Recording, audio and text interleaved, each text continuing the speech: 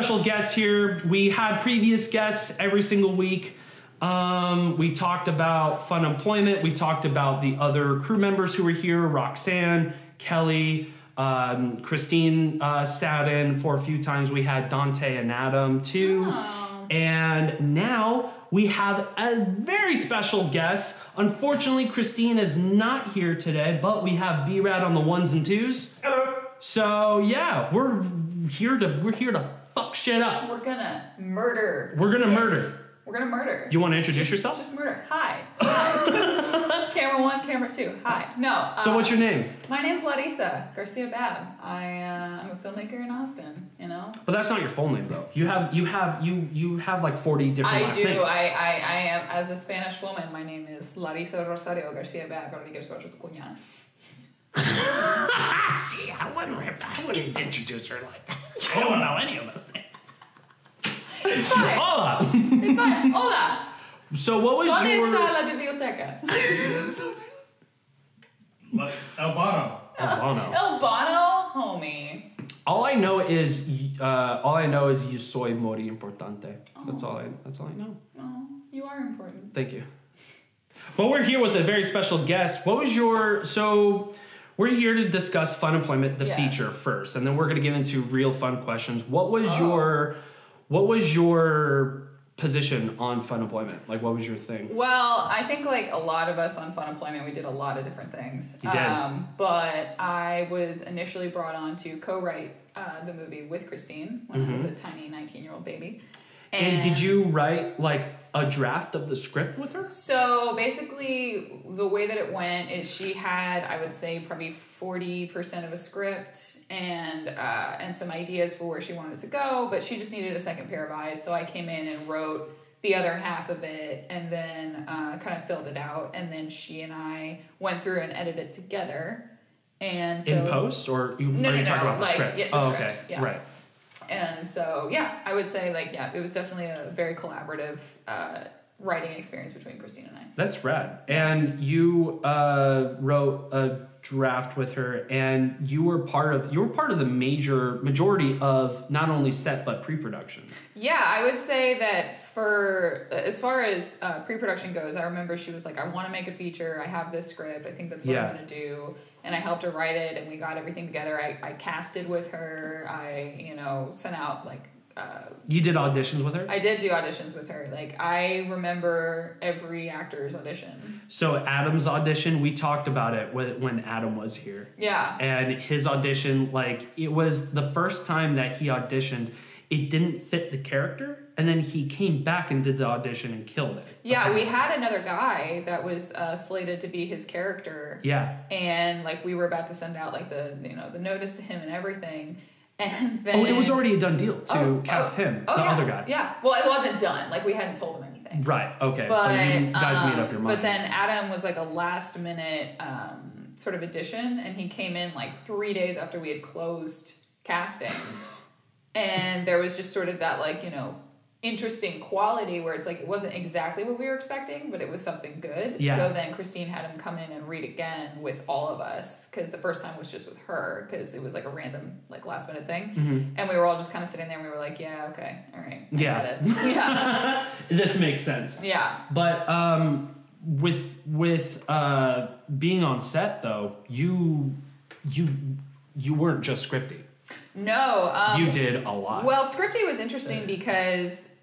Did you find out you liked being scripty? Well, I mean, okay. So as far as being scripty, it was pretty much just like she threw a binder at me and she was like, draw grid lines and write things down. So as a lot of script supervisors start, it was pretty much just like drawing things and being like, we did this scene and we liked this take, done. And now, obviously that's what I do professionally, but I did a lot of... professionally, ladies and gentlemen, she is a working scripty. Still to this day. To this day, yeah. And I also worked in, I wouldn't give myself a specific title, but as an assistant director, like, team person. Right, and that's also what I do professionally. And then, but you weren't just scripty though. Did you also hold the boom pole? Because that seems to be like the carousel of... the boom pole? I know. It seemed like a carousel. I slated a lot. Positions. I slated a lot. Yeah. I AD'd. I script supervised. I did some set design sometimes. Mostly that was Kelly though. You're right. And then it was just sort of like a more hands-on PA, like the ultimate PA. We had Jason Cates on too. Yeah. And he mentioned a story where he was like, honestly, like he didn't know what he was doing. None of us knew what we were doing. No one knew what they were doing. He was like, I just saw a ragtag team of people just kind of doing their own thing, and I'm like, oh, so you guys don't know, and I don't know. We didn't know anything. It was a really wild filming experience because it was sort of like we made it for like nothing. Yeah. And everybody worked for free. And and we just filmed like whenever we could. And I don't know why, but everything just kind of like came together. Like I know that Christine pulled all her contacts and things like that, and I think everybody else did, but it would be like, oh God, we need a bar to shoot this scene, and then we would just find one.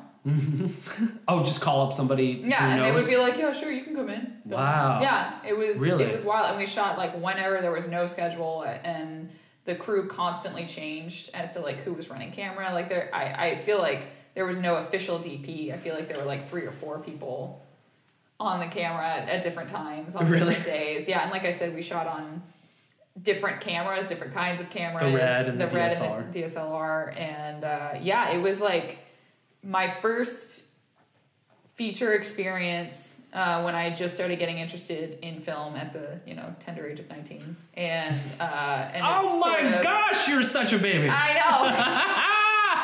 That's so rad. And now it's sort of what it sort of colored everything that I do going forward. And that was like when you were on this set, did you do any sets prior to Fun Employment? That you worked with Christine? Taking Christine out of it, have you worked on sets yourself before Fun Employment? I don't think so. You don't think so? That was my first one. That's amazing. Yeah. And that was the moment in that set where you're like, oh shit, this is it. Well, I remember thinking very, naively that I was like, wow, first film job and I'm doing writing, which is what I want to do. I guess this is what film is. It's not what film is. No. It's not. No. And I learned that on my first set too. Yeah. Actually, funny enough, I met her on the very first set along with Kelly. And both you guys were like, I was just so bright-eyed and bushy-tailed, and I just remember you both looking at me like, okay. Yeah, we'll wait after day 10. He's our son, our adopted son. I am. I like to. Oh, we love you.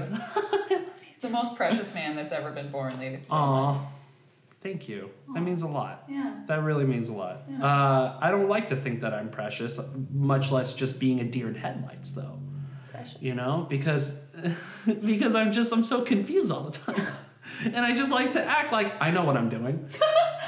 I always do, especially I remember like going on the first set and I had no idea what I was doing. Like I had zero clue what I was doing. But you made up for it with, volume and charisma. I tried to. I don't want to be that guy who's just in the way of everybody. And it seems like you were kind of the same way too. Like you wanted to learn and you wanted to focus on like almost so many positions of like on set, and it's not like that you want to be a scripty, but once you do it, it's almost like, you get a hang of it and you it was wild because the person that I was when I made Fun Employment, and I'm sure it's a completely different person now. It's a completely different person. But isn't that charming though? No, it is. It's great because it's like I've grown up in this career, and I remember on Fun Employment that was really just sort of like a sampler of like, I'm gonna try this, I'm gonna try this, I'm gonna try this, I'm gonna try this, and see what I like to do. And then later on, when I was a senior in college, and one of my professors was like, "Do you know any script supervisors?" I had only done it, the one time, but I was like, I'm a script supervisor. And I proceeded to spend the next month like furiously teaching myself what that job was. And then I went on to my first professional paid job right out of college, didn't even walk the stage. So film school didn't teach you script supervisor. No, film school doesn't teach you shit. You heard it here, folks. Don't go to college. I'm kidding. Go to college. Here's okay, film school, right? Yeah. Great networking opportunity. If you're going to meet people, great. If you're going to teach yourself theory, great. If you're trying to learn how to be on set, no. I learned more on my first 4 weeks on a set than I did in 4 years of film school. Wow. Yeah. Really? Yes. Because you're just sitting there reading or taking lectures. Well, you're just like watching movies. It creates a really good body of knowledge. Like it allows you to be a douchebag with confidence, being like, oh, I hate this movie because of X, Y, Z. Like here's blah blah blah. But I mean, and that can make you insufferable. Yeah. You know? I mean, we're all a little insufferable. Yeah, that's true. But I mean, being harsh and critical with movies without really being on set doesn't really give you doesn't give you the green light to just start shitting on. No, it's like, movies. I always like to think that like film students shitting on movies is like pot-bellied dudes at sports games like yelling at the athletes. I'm like, you do it better. We won. It's like you didn't win anything. You didn't do anything. You spilled ranch, blue cheese on your chest while you're eating chicken wings, while you like speed chugged a fucking natty light. Do you feel good about yourself? What have you done for the world? Nothing. Emissions. Absolutely That's nothing. It. You painted your face and you wore a jersey. Good for you. Yeah. Do you feel good? But that is essentially like what it is. I get it. Because I've had friends of mine who went to film school and they didn't participate in any sets whatsoever, but they can surely show you some fucking insight on the movies that they've watched, which who gives a shit about I mean, that? like, the thing is that, my ultimate goal is to write direct, which I've started doing more of now that I've put in the hours and the time and stuff like that. And, like, I did learn a lot of how to do that in film school because, like I said, film school is theoretical. But as far as, like, here are the actual positions on set that you can be, and this is set etiquette, and this is how to do this job and things like that, it's a crime that there is not a class that is like, this is what a set looks like, this is the positions you can do. Did you meet more people on set networking on Fun Employment than you did in film school? I feel like you would probably create a lot more relationships. I and definitely work with the people I met on Fun Employment or see them working definitely more consistent. Like I would say of the people I went to film school with, I would say 10 or 12 of them are still working.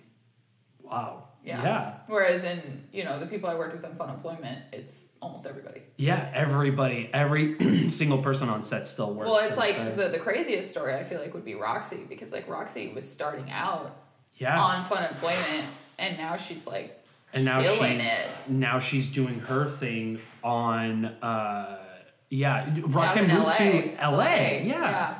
That's insane. Which I don't want to go, but I'll probably go soon. Yeah, well, feeling the call of the California. But why do you say that though? Like, what's calling you to? I just feel like LA? Texas. So I love Texas film. Texas does not love film. Gotcha. And I hate that, our legislative body is constantly trying to like cut the film commission and cut our incentives and things like that. And I feel like it's just going to be impossible. Into the politics of it. There's just not enough work. Like in 2015, I had to turn jobs down because I was working like consistently. 2016 was slower. 2017, I'm sure you guys nothing. Was I? No, I wasn't here. Oh, no, I wasn't here 2017. Other filmmakers, like you, 2017 it was hard to find work. Was terrifying. Like everybody went to Atlanta because it was like, well, what are we going to do? And then this last year, 2018 was a great year for me. Yeah. But I know that a lot of people are still like really nervous as to like whether or not we're actually going to have opportunities in the coming year, because like the fucking assholes who run our state are doing everything in their power to make sure that we don't have any work. Right. But this is a good segue for my next question then, because we talk about being fun employed. Like just the word in of itself is just being fun employed and doing the things that you love, but taking the risk that you might not get far. Yeah. You might not get work, and like she just said, there's days, there's even sometimes years where there will just be no work coming out, and that's kind of the risk that you have to take. I mean, especially anywhere, like it's so competitive, and it's so it all stems down if you can find the work.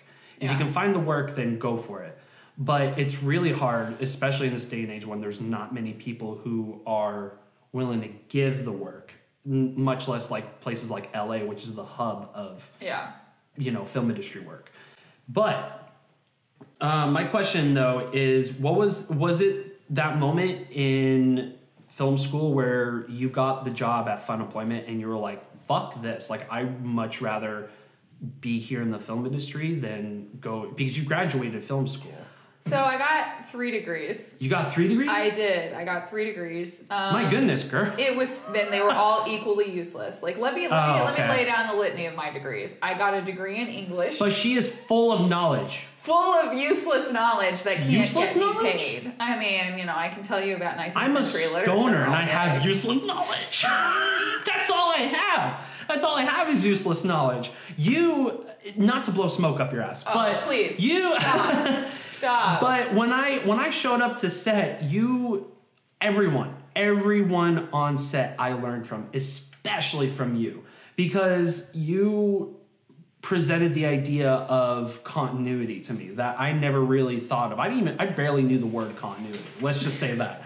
I barely knew the word. You probably said it more times. And you in did. The past 4 months. But that's when I started being annoying and asking you questions about it. I'm like, what do you mean? Like, what does that mean? And then you would explain what continuity means and why it's so important what your job is. And essentially to describe to everyone, what is your job as a scriptie? Like, what is your thing? The most basic way of explaining what a script supervisor does is, when you're watching a movie and someone all of a sudden, like, their hat is different, or a plant jumps across the room, or they were holding a cup in this hand and now it's in this hand. Mm-hmm. Like, that's the most basic. Like, I am here to make sure that you don't get pulled out of the movie, like that it's all one cohesive experience that feels like it's all happened at one moment, and it's not because obviously film is shot completely out of order. So continuity is a log of what we have shot, what we need to shoot. Like, I have the script right there and all the notes and like everything we've done. Like, I always say that the only person who watches the entire movie is the script supervisor. Like, well, yeah, because you're the one who studied the script. Yeah. You're the one who understands where everything is going, essentially. However, it can be a frustrating job, though. I mean, here's my job. It's like, hey, I'm very qualified to present this information to you. You can't ignore it. And I would say about 50% of the time they do. Because they're just like, money or time or blah, blah, blah. And Hang also... on. They just straight up are like, oh, we know what you're saying, but it's fine. We're going to do this. Well, and I would say that my job is probably the first one that gets cut. Wow. It's considered a luxury. Really? Yeah. Even though it's merely a necessity. Like, it's pretty much a necessity. Because going through it, like, you might think to yourself, oh, well, I mean, continuity, like, as long as somebody's keeping track of it, it's like, no, but there's so much more to that than what it is, because you not only break down the continuity, but you break down what the transition is going to be. Because I remember this one specific part on set where you were like, wait, did he enter from left or right frame? Like, no one knew. And it's like he entered from whatever frame, whatever direction that they were going in. So if they're going to go into one direction, but then cut and then make them go into the other direction, it wouldn't make sense. Yeah, that's one of the rules that I follow. It's called the 180 rule. Like, you have to shoot along one axis. Yes. So for example, like, if both cameras are facing this way and he were to walk through this way, and then all of a sudden we put the camera over here, it looks like he's walking in from the opposite direction. Really? Yeah. Yeah, and that can really fuck people will be watching it and they'll be like, wait, what? This doesn't make sense. The best example of that is probably like the Bourne series, where he's just like, it's like, so the average edit length of a shot for the Bourne series is 1 second. So it's just like shot. I didn't think about that until right now. It's very quick. They do that because they're trying to cover the entire 360 so that they can do whatever they want, and he constantly jumps around. Especially like in those fight sequences too. Yeah. Yeah, that makes sense. And the life of being a script supervisor on that set must have been a nightmare. Oh my God. Like, I remember one time I was script supervising for a car chase. How intense was that? Well, if you're a filmmaker watching this, you'll understand what this means. But basically, like on the slate, you go like the scene number, and then like for every angle you do, it's like Apple, Baker, Charlie, blah blah blah. We got to Charlie Joker. Oh my God! So that's almost the entire alphabet. That's like 70 something angles. Oh my God! That's intense, especially 3 degrees, and she's like, I just know useless information. She knows all sorts of information. Yeah, but it's only for film. Like, I remember when we were talking about it in 2017, like a bunch of filmmakers and I were like, well, what else are we going to do? And I'm like, there's nothing else. Like, that all I have is film. And it's not to say that, like, yeah, I couldn't, figure out how to do something else. But it is the only thing I ever plan on doing. And it's like, I feel like so much of us have gotten so deep into this, and like we have such a body of work and knowledge like to this career. But at the end of the day, we're being paid to play and shoot pretty pictures, and that's awesome, but also terrifying because it's like we're in entertainment. Well, that's I'm not saving lives doing what I do, Exactly, but it's not dangerous for anybody. You're not splitting an atom. Like no one's gonna die. Like that's what I always say on film sets. Everyone gets so stressed. I'm like, we have to get this shot in 30 minutes, and I'm like, guys, it's okay. No one's gonna die if we don't get this shot. There's been several times where you had to calm people down and just be like, hey, chill out for a second. Like in the end, at the end of the day, we are making like best case scenario. We're making something where someone watches it and they walk out of the theater and they go, that was good. But how reassuring is that though? Because you have someone who's a scriptie, and she has to be the one who breaks down everything. To me, that's a really fucking stressful job. There's so many stressful jobs on set, between gaffer to camera, but your job specifically is super fucking stressful. And for you to not be like ripping your hair out and freaking out, and what I would do is I would just cry. I would just be like, I've cried before. Do this. Don't worry. But to hold that complexion and to assume that, hey, we're playing make believe, you guys. Like, let's have fun with this. Like, we're not doing brain surgery. It's fine. Like, no one's gonna. We're not saving a life. Yeah. And that's what snapped me back to the moment that I'm living in at that time, because nothing else mattered. Nothing else around matters except for what's in front of you. Yeah. And being on set almost forces you to be in the moment in a way, because you really have to, especially being a script supervisor, you cannot worry about what's going on everywhere except for what's in front of you and what's in frame of the camera. Oh yeah, that's all I care about. It's like, if it doesn't happen in frame, I don't care about it. Like, people all the time will be like, can you see this? And they'll be pointing at something that like the camera's completely opposite direction. And I'm like, I don't care about that. Can I stand here? It. Yeah, can I stand here? Is the camera pointed at you? No. Oh. Then yes. What I love is that you're a direct person, and you don't beat around. No, but I mean this with the utmost compliment, because there are no fucking people out there, because there's a lot of people who are passive aggressive, including myself.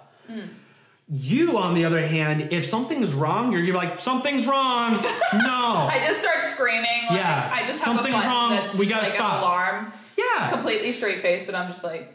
And that works.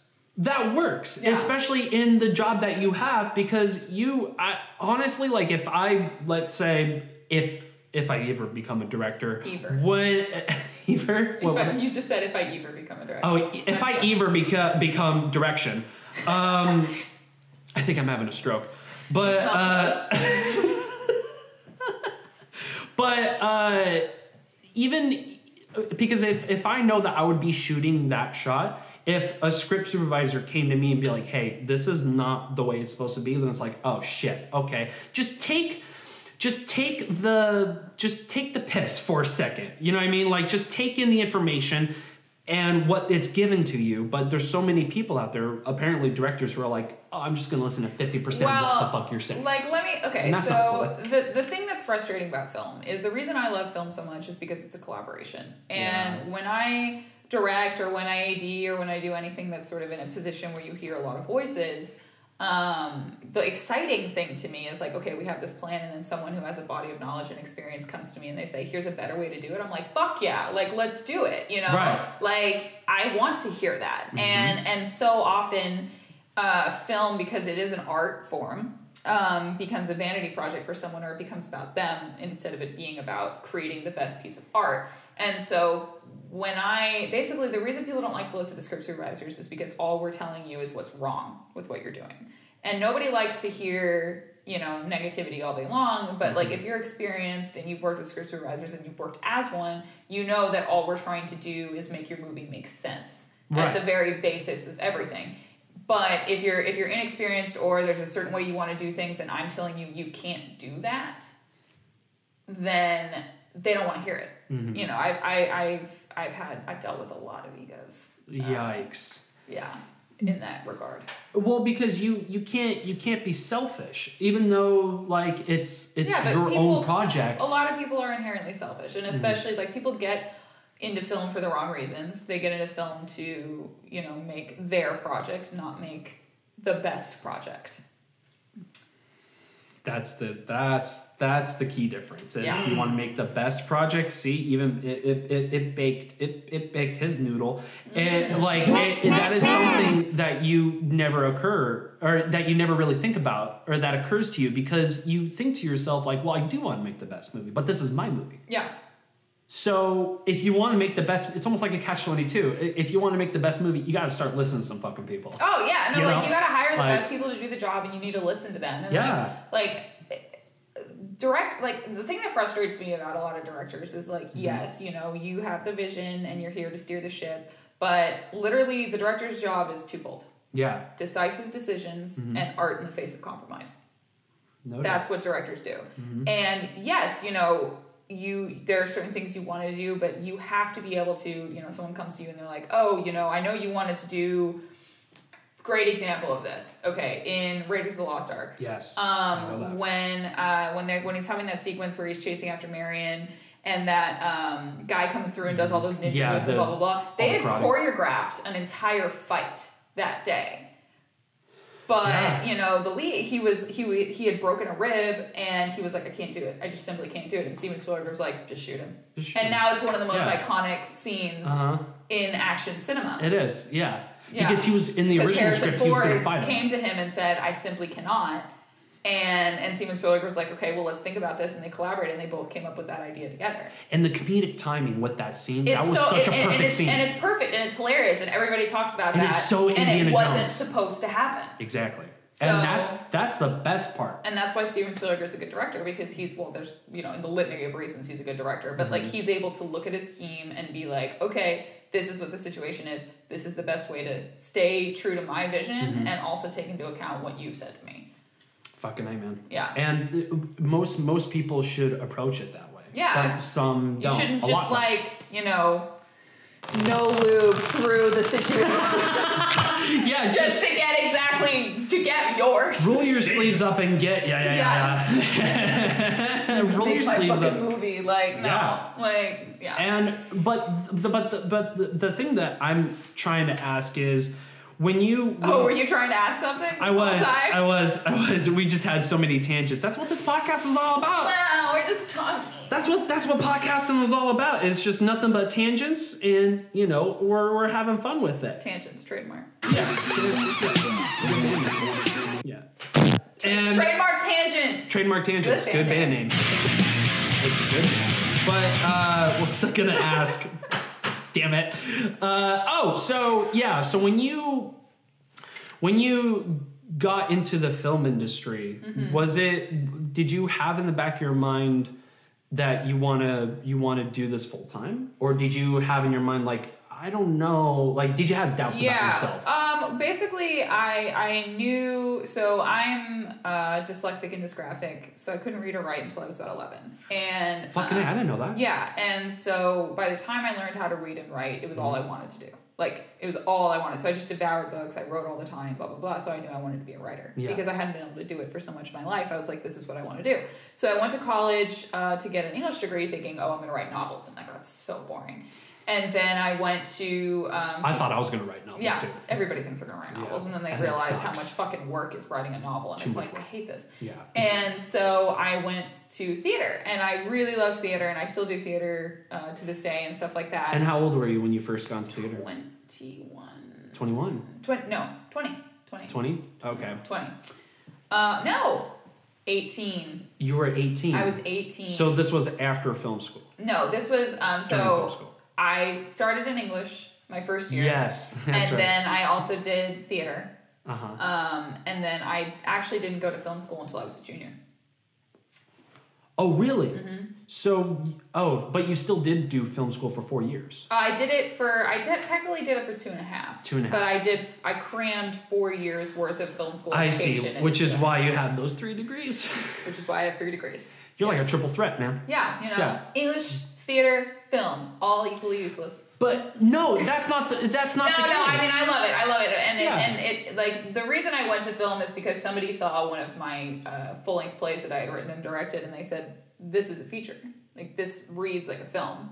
And so I was like, oh, okay, shit. So I went to film school to give it a shot, and I fucking love it. Because the thing about film is it's an exercise in doing the most with the smallest amount of space. So it's like, it's all about dialogue. Mm-hmm. Like, the action lines are really sparse. It's like show, don't tell. It's like, how can you create a story in one shot? And I think that's so exciting. It is. Yeah. That is, oh my God. And the perfect example for that, and I've mentioned this on the podcast many times. I'm sorry that I'm repeating myself, you guys, but Clerks. He does that. Oh, Clerks is the same. Talking about Clerks. Yeah, but I'm saying, like, Clerks it was one of those, because I saw the film when I was 11 years old. Mm-hmm. And that's what want me to film backyard Star Wars movies with my sister. Aww. Because that was the moment where I'm like, hang on, you mean to tell me, like, 2 people can just talk like a regular conversation, like in front of the camera, and you can just shoot that for no money? Mm-hmm. I can fucking do that. I can do that. And you start to realize that, because Clerks only took place in essentially one place, and it was shot all in one place, shot for 2 weeks, and Smith didn't really have a budget. And he took, like, his mom took a loan out of her house just so he can shoot the shit that he wants to shoot. Yeah. And you get to a point where, actually, I wasn't sure where I was going to go with that point. You just have to do it. But you just have to do it. You have to sit yourself down and just actually fucking do it. And that's what gave me the courage to want to become a storyteller. I didn't really know that I wanted to become a director because I didn't understand what a director was. I was only 11. But I knew I wanted to be a storyteller. And I knew... that's where we all come from. Exactly. We don't know what kind of stories we want to tell. Sometimes we get to film early, like you. Sometimes it takes longer, like me. But I used to write scripts for, like, when I was little, I used to write... It wasn't script, but it was, like, something I would write down on crayon. It was something I wrote down on... Have these? I do. But it's like sequels. We should make one. No. We should just make one. No, we should do it, but, like, really cinematic. Like, I'll find my friend who has a black magic and we'll make it. If I had a choice to burn them, I would. Here's the thing. Find one. My mom. Best of luck to you, B-Rad. Best of luck to you. Find one. But I will make it. No, but what these scripts were, once you read them. Shut your beautiful mouth. Okay. I'm calm. These were sequels to video games, though. What I wrote. Yeah. These were sequels to video games. Like, I would write a Kingdom Hearts sequel. I wrote to the Kingdom Hearts one. fan fiction. That's exactly what I did. The same thing. Was like half the internet wrote Kingdom Hearts fan fiction. Kingdom Hearts, fucking Teen Titans, Avatar: The Last Airbender, Justice League. I even wrote a Super Smash Bros. Yeah, man. One. Really? Yeah, that was This weird. is dope. See, that's what I was talking, because I remember basically we were all very unpopular children. We were, and I wrote a whole, because my sister got a laptop one year, and I remember typing up like at least like a 5-page story about Snake from Metal Gear Solid. And his story when he retired. Then Metal Gear Solid 5 came out and stole my fucking idea. Hey, stole my idea. Metal Gear Solid 5 is a fucking masterpiece. It was a masterpiece. I played it. I still play it. Yeah, because it's like 60% cutscenes. Exactly. Yeah, it plays like a fucking movie. Sneak around for 10 minutes, just like and then Red Dead 2. sit back and cry from all this like manly emotion that's coming at me right now. Your masculine emotions. You are more masculine. You're more masculine than I am. I'm more masculine than most people. You are. That's like on this last set we were working on. We called our director of photography, we called him Dad, and somebody called me Mom, and they kind of reared back, and they were like, "No, you're both Dad." Yeah. And I've been Dad on like 7 or 8 films I've worked on. They're like, "You're not a mom, you're a dad." And exactly. You're the one who is tough. Like tough. I'm not. TUFF. I'm tough. Not. If anybody would call anyone mom, it would be me because I'm just I'm just like I just want. Yeah, I am. I am just baby bear. The most precious man ever born. But thank you. Oh, these are too many compliments. Look at that face. These are too many compliments. You're so abashed. Somebody needs to make fun of me. Somebody. Your face is stupid. Thank you. I like your shirt though. Thank you. This is Pirates of the Caribbean, bro. I was gonna wear my Powerline shirt. No way. Yeah, but it was dirty. Yeah. Well, I have to do laundry, but that's besides the point. Now we're just hanging out. Now we're just hanging out at this point. How much time are we in now? We are in. I don't know. Huh. We have been here for an undeterminable amount of time. I'm gonna say we were here. What time is it? It's 2. So we've probably been doing this for like 40 minutes. Yeah. It's been in somewhere in the 30s right now. I talked about everything I wanted to talk about. So yeah. Where can people? You have social media. Where can people find you? I do have social media. My Instagram, which just so everyone knows, it's a thirst trap. But no, it's not. It's dope. It's got all my modeling. Ladies and gentlemen, if you want to see real film industry action, watch her stories because her stories are dope. Your behind the scenes shit is awesome. I love it. I try to be fun. I love it. And you'll post selfies here and there, and no one. Well, no, it's so my Instagram is my Instagram's for my modeling, but if you want to follow it, it's at the.austin.amazon.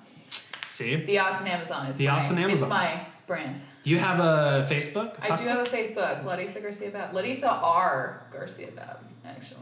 Yeah. I don't have any of the other social. I have Snapchat. You have the snappers? Yeah, I think I got it when I was like in middle school, and so my name is like Dragon Lady 2015 or some bullshit like that. Dragon Lady 95, Dragon Lady something. Middle school? No, I'm younger than you because I got Snapchat when I was in middle school. Wow. We should probably ahead of the curve. I don't know. Okay. Well, this has been a great episode of the Fun Employment Podcast. Stay tuned. Next week we're gonna have more people. I don't know who, but we're gonna have more people. Not me though. I hope you can come back. Aw. Can you come back? Yeah. Okay. Okay. Bye, guys. Bye. See ya.